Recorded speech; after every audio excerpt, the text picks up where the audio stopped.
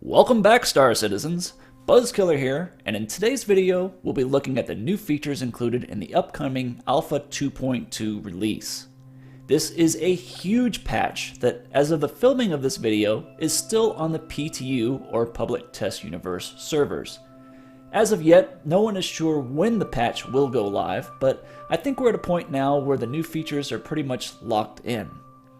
Now, this will likely be a long video, so I've included some shortcuts in the description below for you to skip to any sections that interest you.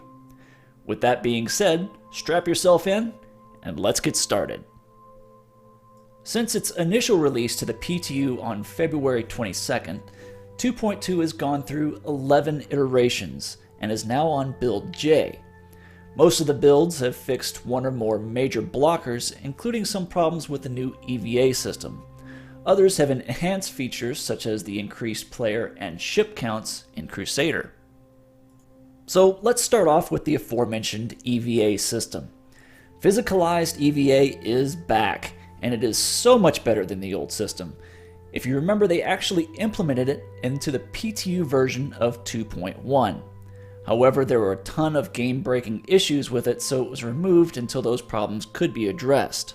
After spending the past month working on the system, CIG has reintroduced it into 2.2. If you're wondering what's taking so long to get 2.2 from PTU to live, this is your primary culprit. The biggest blocker has been problems with transitioning from gravity to 0G and vice versa. Players tend to get stuck in a permanent ragdoll state, especially when trying to enter or exit a ship or station's physics grid. So let's talk about the advantages of the Physicalized EVA system. The new system shares many aspects with the current ship mass and IFCS system. Your character now has actual weight and inertia, and has a dynamically calculated center of mass.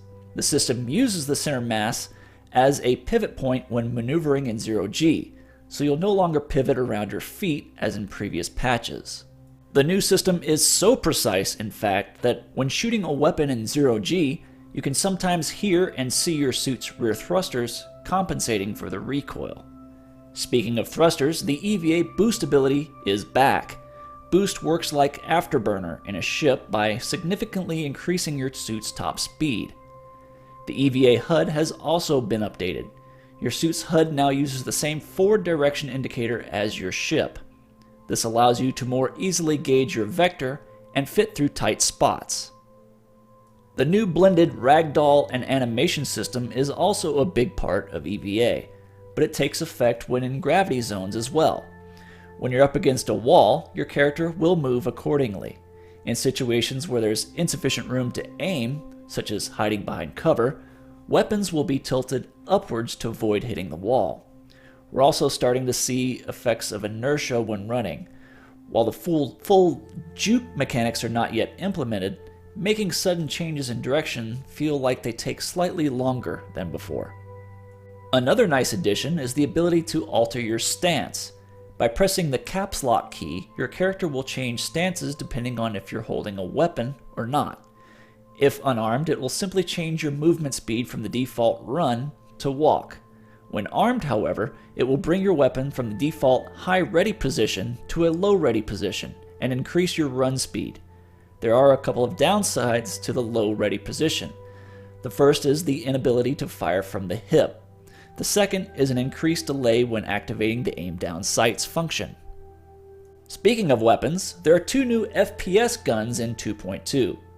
The first is the return of the LH-86 combustion pistol. This gun made an appearance back in 1.0, but was removed for unknown reasons. The LH-86 is a ballistic handgun that appears in a few of the Easy Hab modules that you randomly wake up in when entering Crusader. The randomness of the gun's appearance is somewhat disturbing. For the past year or so, the gun has been for sale in the Voyager Direct store for 10,000 UEC. However, purchasing it currently appears to have no effect on your chances of getting one in the PU. So I'm hoping they'll address this oversight when the patch goes live. The pistol itself feels more powerful than the standard laser pistol that you start off with. Of course, the downside is that you must reload it after a few shots. The second new weapon is the ATT-4 Energy Rifle. This rifle is similar to the P4AR in terms of fire rate and accuracy, but this weapon does come with a nice red dot sight that makes target acquisition much easier. Another advantage is that you don't need to reload the weapon. These advantages are, however, mitigated by a lower damage per shot, so I'm starting to see a pattern here when it comes to ballistic versus energy weapons. There are two ways to acquire the ATT-4 in Crusader. The first is to unlock the locked door in Kovalek's shipping hub. This is accomplished by finding the pad at the very end of the level that gives you the door codes. You must then return to the habitation area and open the door. Floating inside is an ATT-4. Once you have the codes, you can return as many times as you like, as the rifle respawns every 2 to 3 minutes. Of course, once you leave the server, you'll have to repeat the entire process to regain access to the weapon. The second way is a little more difficult in that you must kill a player who has made it to criminal level 5. And that brings us to another major feature of 2.2, the reputation/hostility system. Whenever a player is inside a monitored area of space, indicated by a satellite symbol in the upper left-hand corner of the HUD, this system tracks the player's behavior. The monitored areas are controlled by the comma rays and can be temporarily removed by disabling them. When the comma rays detect a crime, the perpetrator is penalized in a variety of ways. Minor crimes include ramming landing ships, destroying unoccupied ships, and disabling the comma rays. Major crimes include destroying security forces and killing non-hostile players. Once a player commits one of these crimes, they will gain criminal levels similar to the star system in Grand Theft Auto. This is indicated by yet another icon in the upper left-hand corner of the HUD. Committing minor crimes will only give the perpetrator a maximum criminal level of 1. In order to gain a higher level, they must commit one of the major crimes. For each criminal level accrued, the perpetrator gains an increased respawn penalty. Upon waking up in their Easy Hab pod, they'll be locked inside until the timer runs down. Penalties currently begin at around 30 seconds for level 1 and increase to 2 minutes for level 4. That's not the only penalty, however. As long as a player has any criminal rating whatsoever, they can no longer quantum travel to Port Olisar. Criminals can also be attacked and killed by other players without any penalty being incurred upon them. And finally, all criminals are refused service at the Cry Astro repair stations. So basically, outlaws are fair game, and they can't repair or replace their ships without dying and waiting for that respawn timer to count down. If a criminal manages to reach level 5, they become a public enemy. This places a bounty upon their heads and gives all other players a mission to hunt down and kill them. The other players are given a waypoint directing them to the fugitive, and if successful in eliminating them, they are rewarded with an ATT-4 laser rifle found in their Easy Hab pod. Additionally, once a level 5 criminal is killed, they are immediately removed from the server. There are currently only 2 ways to lower your criminal level. The first is to simply wait for 10 minutes without committing any crimes. For every 10 minutes that pass, 1 level will be removed. The second is to go to the Korea Security Station. Inside the central room is a terminal that can be hacked to remove 1 criminal level. The hack takes approximately 60 seconds to complete, and once initiated, the criminal must defend that terminal. If anyone interacts with the terminal before the process is complete, the hack will be aborted. There are some perks to being an outlaw, however. If a level 1 to level 3 criminal dies, they'll be given a set of light outlaw armor when they respawn. A level 4 criminal will get a medium set of armor. At this time, I'm not sure whether the armor actually affords you any additional protection or not. Next up, let's talk about Crusader itself. The map's layout has been changed significantly. The planet of Crusader has been reduced in size and is further away from Port Olisar. In contrast, the moon of Yela has grown significantly. The asteroid belt is much larger and more dense. There are still wrecks to be found around Yela, but I still haven't found any benefits in locating them as of yet.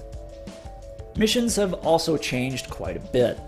The comms arrays are all operational by default when you enter the map. Anytime a criminal disables one, a mission is added to the mobiGlass to reactivate it. If a player approaches a downed comm array, pirates will spawn and attack them. Conversely, if a criminal approaches an operational comm array, the security forces will spawn to defend it. Reactivating a comm array will no longer give you access to a research mission. Instead, all you need to do is visit Tessa at the ICC probe, and she'll assign you one. There are two benefits to completing these missions. The first is the story itself, though if you've done them before, then there's really nothing new in that regard. The second advantage is that the missions permanently unlock those additional jump points. These jump points make a great place to hide if you have a high criminal level, or just want to be alone for a while. For those more socially inclined, the party system has been greatly improved in 2.2. When a party is formed and a member attempts to join an instance, the matchmaking system will automatically look for a server with the best fit for that party's size. It will then reserve slots for the additional members, and the slots will be reserved for up to 2 minutes to allow the other members time to join their party on that server. If a party member goes offline, they'll remain in the party for up to 10 minutes before being timed out. If they return within those 10 minutes, they'll automatically rejoin the party. If the party leader goes offline, the leadership will transfer to another online member. Leaders have the power to kick any member from the party. Another major addition to 2.2 are the new ships. There are 2 of them, both of which I covered in previous videos. The first is, of course, the Aegis Saber, which is flight ready. The second is the newly hangar ready Xi'an Scout, also known as the Cartual. If you want to check out those ships in more detail, make sure to check out my previous videos. Along with the new ships comes new components. Several new power plants and coolers are now available in the Holo table. However, once the patch does go live, you'll likely have to purchase or rent the equipment in order to access them. Various power plants each have different power output to signature to mass ratios, while the coolers have differing cooling capacity to power draw to mass ratios. Though they currently have little effect, as the components continue to be updated, this should make for some interesting customization options for our ships in the future. Well, Star Citizens, that about wraps up this video. I hope you found it informative. If so, feel free to hit that like button and subscribe if you'd like to view my latest content as it comes available. If you really enjoyed the video, make sure to share it with your friends or on social media. Until next time, this has been BuzZz, and I'll see you in the verse.